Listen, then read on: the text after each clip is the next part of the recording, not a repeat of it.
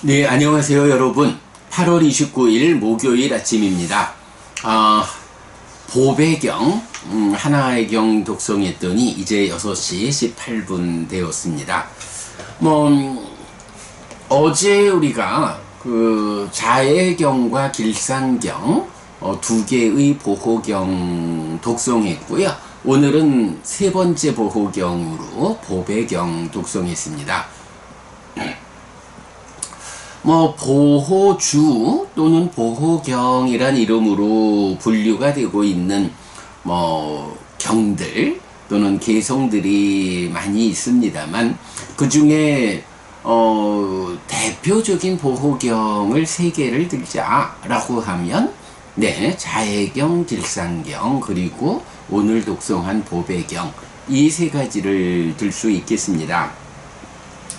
어저께 제가 자애경을 설명하면서 말씀드렸지만, 자애경을 독송하면 수행자들의 수행을 방해하는 신들, 비인간들이 물러난다, 이렇게 말할 때 그게 자애경이 어떤 권능을 가지고 있는 경이어서, 이 경이 울려 퍼지면 경이 가지는 권능 때문에 주변의 모든 삿된 존재들, 또 수행자들을 회방하고자 하는 신이든 비인간 모든 존재들이 다 쫓겨간다, 요런 개념으로 보지 말자라고 말씀을 드렸죠. 경이 그런 권능을 행사한다 라고 하면, 기본적으로 그거는 부처님 가르침의 어떤 그 방향에 옳지 않다, 이렇게 봐야겠고요. 이런 자애경이나 길상경, 보배경 같은 이런 경들은 자애경 대표적이죠. 내가 내 안에 자애의 마음을 가득 채우는 이런 노력을 이제 경으로서 나타내고 있잖아요. 그러면 우리가 이제 귀신 들림, 빙의라는 주제에서도 잘 설명하고 있지만, 이런 비인간들의 침입을 방어하는 두 가지 방법이 있다. 하나는 비인간들이 나를 좋아하게 만들자. 그래서 나를 좋아하는 비인간들이 나를 해치지 못하고 방해하지 못하게 하자. 말하자면 비인간들과의 관계를 개선하는, 이렇게 말해도 좋겠죠. 그리고 또 하나는 아예 부처님 제자로서 내가 그런 비인간들보다 힘이 세져 버리지 내가 지보다 힘이 센데 지가 나를 어쩔 거요? 이런 두 가지 방법이 제시되죠. 물론 이제 아따나따경 같이 사왕천의 신들이 우리가 이런 개성을 읽는 부처님 제자들을 가서 보호하겠습니다, 이제 요렇게 좀 특별하게 나타나는 경우가 아따나따경 하나 있습니다만, 그것은 이제 그들 스스로가 인간 세상으로 말하자면 경찰의 역할을 부처님의 제자분들을 위해서 하겠습니다, 이렇게 이제 역할을 자처하고 나서는 거고요. 이제 그런 그 경찰의 도움 없이 스스로의 안전을 지키는 이런 영역에서는, 한 가지는 그러니까 비인간들이 나를 좋아하게 만들고, 한 가지로는 그 비인간들보다 내가 힘이 세져서, 이런 두 가지 방법으로 비인간들이 나를 침입하지 못한다, 나를 해코지하지 못한다, 이렇게 만드는 방법인 거죠. 자, 그 중에 비인간들이 나를 좋아하게 만드는 방법이 뭔가요? 그게 바로 자애를 닦는 거죠. 자비희사 사무량심, 그 중에 제일 앞에 있는 자애, 메타. 그래서 그대가 행복하기를 하는 마음을 내 안에 가득 채워나가는, 이런 노력, 이런 수행을 하는 사람들을 비인간들도 예를 들어 비인간이 어떤 수행자를, 어떤 사람을 좀 방해해야지, 좀 해코지를 해야지 하고 오다가도 그 사람의 마음속에서 지속적으로 그대가 행복하기를 하는, 그대가 행복하기를 바라는 이런 마음을 채워가는 그런 수행, 그런 삶을 살고 있으면 해코지를 하러 오다가도 아니 저 사람이 내가 행복하라고, 그대가 행복하기를 날 보고 행복하라고 말을 하는, 어이구야 괜찮은 사람이구나 이래가지고 그냥 뭐 이제 인간들의 사회 관계로 이제 표현을 하자면 그렇다는 거죠. 그렇게 비인간들이 나를 좋아하게 되고 사랑하게 됨으로써 나를 해코지하지 않는, 이게 바로 자애라고 하는, 자애경으로 대표되는 자애수행이죠. 이런 방법으로 그 자애경을 독송하면 비인간들이 나를 해코지하려 오다가도 나보고 행복하라고 저렇게 마음을 써주는 이 사람을 내가 어찌 해칠 수 있을까? 요런 마음을 일으켜서 나를 해코지하지 않는, 어쨌든 이것도 비인간의 침입으로부터 나를 보호하는 방법이죠.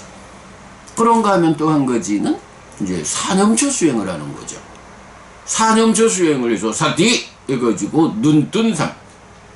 그래서 이 사념초 수행으로 삼매를 성취하고 삼매 위에서 내적인 심의사마타로 법을 드러나게 해서 이 현상적인 영역을 넘어서서 사실의 영역으로 들어가는, 그리고 그 위에서 사마타 위파사나가 연장되어 가지고 번뇌를 부수고 깨닫는, 이런 사념초 수행이라고 하는 것은 웬만해 가지고는 비인간이라 하든 더 높은 신이라 하든 심지어 세상에 대한 지배력을 가지는 마라 빠삐만 뜻까지도 다 극복하는 힘이잖아요. 내가 사념초 수행을 한다. 호흡을 보고 호흡에 집중해서 이렇게 눈뜬 자의 삶을 살기 시작하면 저 높은 하늘의 신들도 마라까지도 극복할 수 있는 그런 커다란 위력을 행사하게 되는데, 비인간들의 침입이라고 불리는 그 낮은 신들이 어찌 이 수행장 사념초 수행을 하는 삿지를 닦아나가는 이런 눈뜬 자를 해코지할 수가 있나, 요런 거죠. 이렇게 비인간들의 침입으로부터 나를 보호하는 두 가지, 또는 아따나따경에서 호루라기 휙 불어가지고 경찰을 부르는, 이제 요렇게까지 말하면 세 가지, 요런 이제 비인간에 대한 대응 방법이 있는 거죠. 자, 바로 그렇게 경이 가지는 특별한 권능이 있어서 나를 보호한다 라고 보지 않고, 그 경을 독송하는 그 공부의 과정에 의해서 내가 스스로의 삶을 향상하고, 그러면 비인간들이 나를 좋아해서 해코지 안 하게 되고, 더 강력하게는 내가 자기보다 힘이 세진 사람인데, 부처님 가르침에 의지해서 삶을 더 높이 향상한 사람인데, 낮은 힘을, 비인간들, 낮은 힘을 가진 자가 더 높은 힘을 가진 사념초에서 눈뜨고 살아가는 이 수행자를 어찌 해코지할 거냐. 요런 관점으로 보호경의 의미를 우리가 이해해야 한다 라는 거 먼저 말씀드리고요. 자, 그런 가운데 이제 어저께 자해경과 길상경에 이어가지고 오늘은 보배경입니다. 대표적 보호경 3번 이래서 이것도 불법승에게 있는 뛰어난 법에다 이런 사실로서 설명하라. 보배경에서는 내용의 요점이 이거예요. 이런 사실로서 설명하라. 누군가가 당신이 불교신자라면서 왜 불교신자일까? 불교가 뭐 그리 대수롭다고 그렇게 나는 불교신자입니다 라고 확고한 자부심 위에서 삶을 사느냐? 이제 이렇게 누군가가 지적을 한다? 질문을 한다 라고 하면 보배경의 말씀은 이거죠. 왜 내가 불교신자인지, 왜 내가 불교신자다라는 것을 자부심을 가지고 선언하고 살아가는지 그것을 이런 사실로서 설명하라 이렇게 말하는 거죠. 우리가 엊그저께 부처님에 대한 신앙 고백을 비구니 상류따에서 어떤 경이죠? 얼마 전에 공부한 이제 그 경하고 또 뭐 대표적으로 우팔리 장자가 니간타의 제자였다가 부처님을 만나고 개종했을 때 니간타가 와가지고 그대는 누구의 제자인가?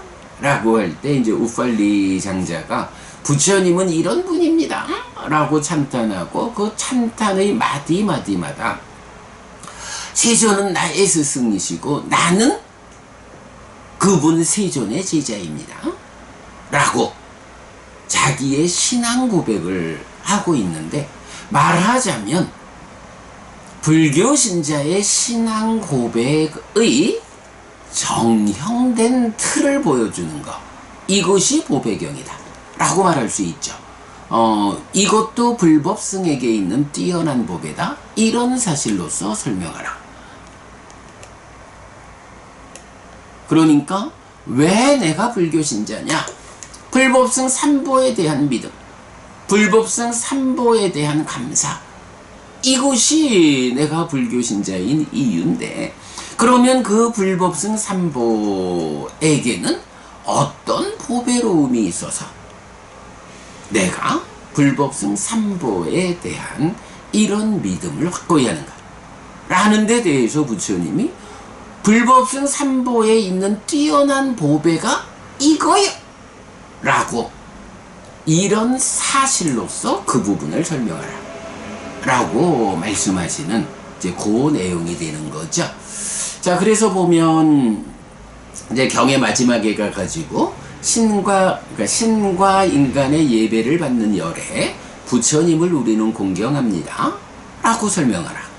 신과 인간의 예배를 받는 열에 가르침을 우리는 공경합니다 라고 설명하라.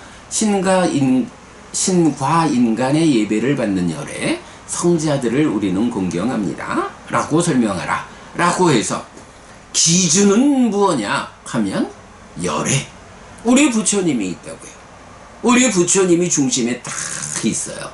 근데 이 부처님이 누구냐 하니 신과 인간의 예배를 받는 분이요. 여기서 신이라 하면 누군가요?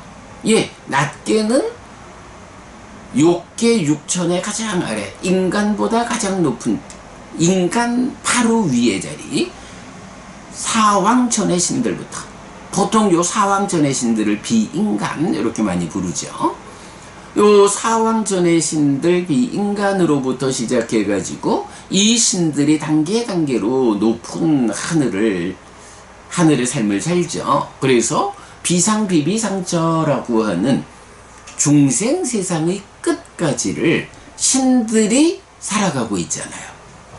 그리고 그 신들의 바로 밑에 인간이 있고, 뭐 인간보다 더 낮은 삶의 레벨로는 이제 아기와 축생과 지옥이 있는데, 이제 그렇게 5갈래의 중생들의 삶을 놓고 이제 부처님에 대해서 신과 인간의 예배를 받는다. 네, 열의 구덕 가운데 천인사, 사타대와 마누사항 해서 신과 인간의 스승 이런 표현이 나오잖아요. 왜 부처님이 지옥과 축생과 악귀 세상에 태어나 살아가는 중생들을 포함한 일체 중생의 스승이라고 말하지 않고 왜 사막처의 중생들은 배제하고 신과 인간의 스승이라고 말할까? 라고 하면 제가 자주 말씀드립니다마는 소귀의 경을 읽을 때 소가 못 알아먹으면 그게 경 읽어주는 사람의 문제일까? 소의 문제일까? 지옥과 축생과 악귀라는 이 사막처에 태어난 중생들의 그 몸에 구속된 삶의 인지 능력이 이렇게 진리로서 향상을 이끄는 깨달음을 이끄는 부처님 가르침으로 접근할 수 있는 능력이 안 된다. 그 몸의 제약이 그렇다. 우리가 이렇게 이해를 하는 거죠. 그래서 인간만큼의 인지 능력이 확보되어야 이 부처님 가르침을 뒤따라 삶을 향상할 수 있다. 그래서 인간, 그리고 인간보다 더 높은 수준의 신들, 요런 신과 인간의 스승이라고 부처님을 부른다. 그런 같은 맥락에서 이 부처님이 누구냐? 신과 인간의 예배를 받는다. 천인사라고 일단은 부처님이 누구냐? 라고를 제시할 때 신과 인간의 예배를 받는다. 어떤 신들보다도 더 위대한 존재, 더 높은 삶의 자리를 확보하셨다. 그럴 수밖에 없죠. 신이라고 불려도 다 중생 세상에 있는 마라빠삐만드의 지배력 안에 있는데 오직 부처님이 또 부처님을 뒤따라 깨달은 아라한들이 중생들의 삶의 영역인 세상에서 벗어나 열반을 실현했다. 불사를 실현했다. 이렇게 깨달은 자리, 해탈된 삶의 자리가 있잖아요. 그러니까 신들 가운데 가장 높은 신이다. 비상비비상처의 신이다. 라고 해도 그들 또한 마라빠삐만트의 지배력에 있는 윤회해야 하는 중생의 삶이다. 거기서 벗어나서 마라빠삐만트의 지배력 밖으로 벗어난 이 열반을 실현한 불사를 실현한 부처님과 그 제자인 아라한들, 이런 분들은 아무리 높은 단계의 신이라 해도 부처님한테 예배한다. 요 이야기, 단지 신과 인간이 예배를 한다라고 해서 부처님 이게 아니고 왜 그들이 예배하느냐? 그들이 닿지 못한 더 높은 경지, 마라빠삐만트의 지배력으로부터 벗어난 이런 분이기 때문에 신들도 예배한다. 부처님이 으뜸이다. 요 얘기를 담고 있는 거죠. 그래서 이렇게 신과 인간의 예배를 받는 열에 해가지고 부처님에 대해서 가장 높은 분 요렇게 제시하고는 이제 그 부처님이 중심이 되어서 불교라는 이 종교 안에 불법승 삼보라는 세 가지 의지처가 있는 거죠. 네, 그래서 왜 내가 불교 신자라는 자부심을 갖느냐? 라고 할 때 총괄적으로 말하면 이런 사실로서 설명하라. 부처님이 누구냐? 열애, 신과 인간의 예배를 받는 분이다. 아무리 높은 하늘의 신이라 해도 그보다 더 뛰어난 존재, 더 위대한 존재, 부처님이 있다. 이런 부처님이라는 사실을 놓고 그 부처님 당신과 그 부처님께서 설하신 가르침과 그 부처님의 가르침을 뒤따라 깨달음을 재현해가는, 깨달음을 재현하고 가르침을 확인, 유지, 전승하는 이런 성자들, 세 가지 의지처인 불법승 삼보, 우리는 그들을 공경한다.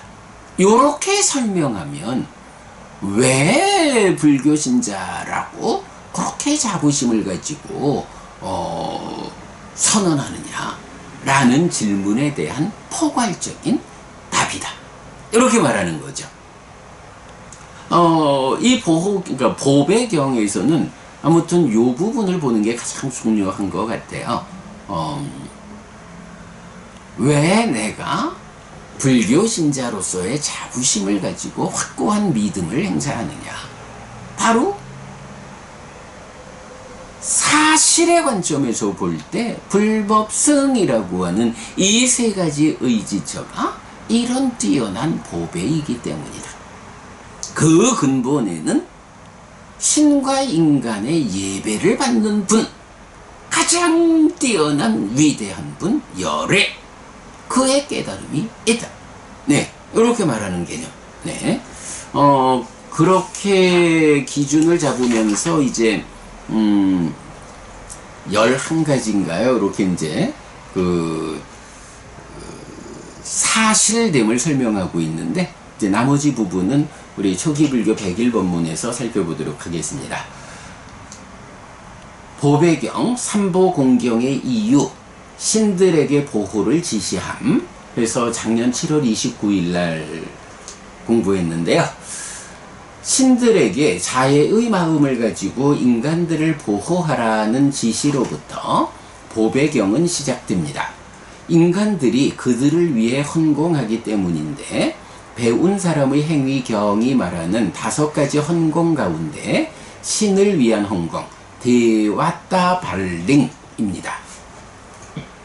또한 신들을 땅의 존재와 하늘의 존재로 나누어 부르는데, 전법륜경은 땅의 신들 이후에 사왕천의 신들을 호칭하는 것과 괴를 같이 합니다. 네, 뭐 신들을 말할 때 사왕천부터 욕계육천이 시작하지만, 그 아래 단계로 땅에 사는 신들, 분마니와 야니와 이렇게 이제 나타나는 땅의 신들이 이제 제시되고 있다라는 거고요.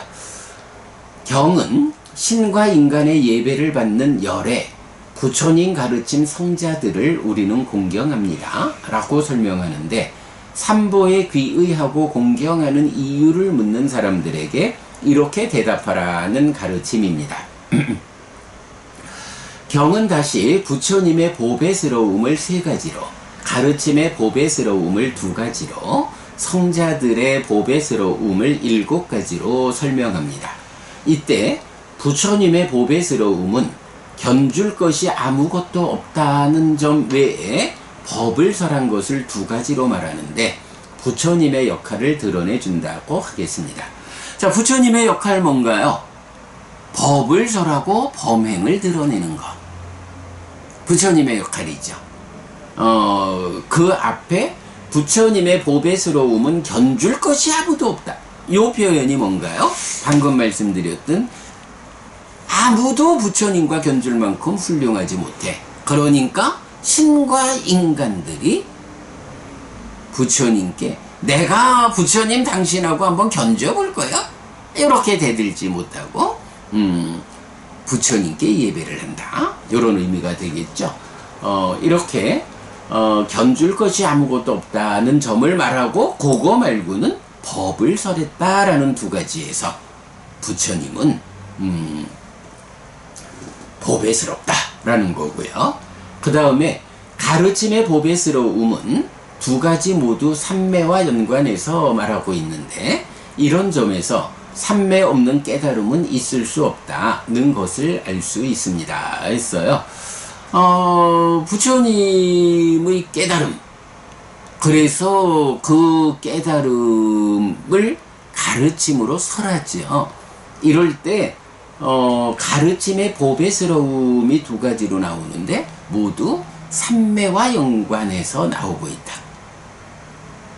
부처님의 가르침이라는 것은 물론 제가 신자의 삶을 갈수록 괴로움은 줄어들고 행복은 늘어나는 요런 향상의 길을 이끄는 이게 또 많은 비중을 차지하고 있지만, 그러나 궁극적으로 부처님의 깨달음을 재현하자, 부처님의 가르침을 확인, 유지, 전승하자 라고 하는 데는 깨달음의 재현, 가르침의 확인, 여기는 삼매 없이는 접근할 수 없다. 삼매 위에서 뭐 우리가 잘 아는 거잖아요. 소유를 넘어서서 존재의 삶을 실현하면 존재의 삶에서 수반되는 부정적 요소들을 제거하고 버리고 깨달음을 성취하는 건데, 이때 소유를 넘어서서 존재의 삶에 올라서는 그 방법이 뭔가요? 그게 바로 삼매잖아요. 존재의 영역으로 올라서지 않고는 존재에 내재한 문제를 해소할 수 없거든요. 그래서 일단은 존재의 영역에 올라서야 그 뒤에 존재의 문제를 해결하고 깨닫는다. 그래서 수행의 1단계는 뭐니 해도 욕계에 속한 인간의 삶에서 삼매라는 방법을 통해서 소유를 넘어선 존재의 삶을 성취해야 한다. 그래서 삼매 없이 깨달음을 재현하자, 부처님 가르침을 확인하자 라는 것은 불가능하다 라는 것을 우리가 분명히 해야 되죠. 그래서 이제 이 경도 가르침의 보배스러움 두 가지 모두 삼매와 연결해서 말하고 있다 라는 것을 특징적으로 볼 수 있고요. 자, 그 다음에 성자들의 보배스러움은 복전인 사상팔배의 성자들, 소유의 삶을 벗어난 존재로의 불환자, 완전히 꺼진 아라한에 이어 예류자를 네 가지 관점에서 설명하면서 관심에 의한 재생이 중단된 지혜로운 그들은 등불이 꺼지듯이 꺼진다고 해서 관심의 비중을 말해주기도 합니다 라고 나오는데, 자, 여기서 보면 이제 사상팔배의 성자들을 말하는데, 그 중에 보면 소유의 삶을 벗어난 존재로의 불환자, 완전히 꺼진 아라한, 이렇게 말하거든요. 방금도 소유의 삶과 존재의 삶, 소유의 삶을 삼매로서 넘어서야 존재의 삶에 내재된 부정적 요소를 버리고 깨닫는다, 이렇게 말했거든요. 이랬을 때 존재의 삶의 모든 문제를 해소하면 깨달았다, 아라한이 되었다고 말하는데, 이제 그 아라한의 직전의 단계로 불환자를 말하면서 이제 이 경도 소유의 삶을 벗어난 존재로의 불환자를 말하고 있거든요. 이 부분이 사실은 좀 어려운 숙제죠. 그럴 때 어쨌든 이제 우리가 뭐 경의 말씀을 그대로 보면 소유의 삶에 속한 모든 문제가 해소되면 불환자다. 그리고 존재의 삶에 속한 모든 문제가 해소되면 아라한이다 라는 요 기준을 말할 수 있고, 그럴 때에 삼매를 통해서 소유를 넘어서서 존재에 올라서는데, 그럼 삼매를 성취했다, 초선을 성취했다 라고 하면 불환자인가? 요렇게 볼 수 있는데 사실은 거기에 함정이 있죠. 뭔가요? 삼매라고 하는 제약 위에서 소유를 넘어선 요 상태를 불환자라고 하는 게 아니다. 삼매 아닌 일상에서 소유와 관련한 번뇌가 완전히 부서졌다. 용루, 욕탐, 요런 소유와 관련한 부정적 요소가 내면에서 완전히 부서졌기 때문에 삼매를 성취하지 않아도 그의 일상은 소유의 삶을 넘어서 있어. 일상의 삶 자체가 존재의 삶의 영역에 올라선 이런 상태가 불환자다. 그리고 그런 일상이 존재의 삶에 오른 이런 분이 마지막으로 존재의 삶에 속한 문제의 마지막 요소들을 다 버리면 아라한이 된다. 그럴 때 이거 잘 봐야 되죠. 불환자라고 하면 존재의 영역에 속한 문제들, 이제 대표적으로 10가지 족쇄가 있잖아요. 그 10가지 족쇄 가운데 오하분결, 낮은 단계의 족쇄 5가지가 완전히 부서진 거죠. 유신견, 의심, 계금치, 요 3가지 족쇄가 부서지면 일단 예류자의 경지에 오르죠. 그리고 소유의 관심과, 그러니까 까마찬다, 소유의 관심과 진애라고 하는 요 2가지가 마저 부서지면 그때 비로소 불안자, 이렇게 부르는 거죠. 존재의 삶에 내재된 문제들을 부쉈다라고 하면 다 불안자냐? 그렇지 않다.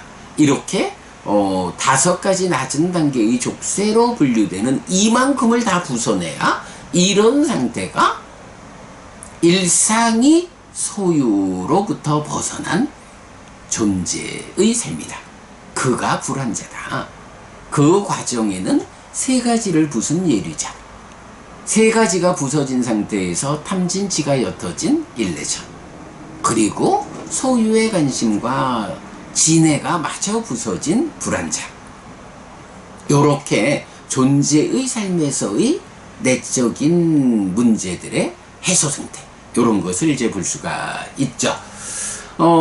오늘 맞지마니까야 관통법회 품별 정리 시간에서 이제 또 불안자와 아라한, 소유를 벗어난 불안자, 존재를 벗어난 아라한, 요 주제를 조금 더 말씀드리게 될 건데요. 아무튼 보배경에서 직접적으로 소유의 삶을 벗어난 존재가 불안자다 라는 요 답을 주고 있다 라는 것까지 오늘 말씀드렸고요. 더 자세한 내용은 우리 초기불교 101번문 링크해 드리겠습니다. 그렇게 보시도록 참고하시고요. 자, 오늘 우리 보배경까지 해서 대표적 보호경 3개 어제 오늘 이틀 동안에 마무리했습니다. 자, 여기까지 독성직 공부 마치고요. 상류다니까야 공부하겠습니다.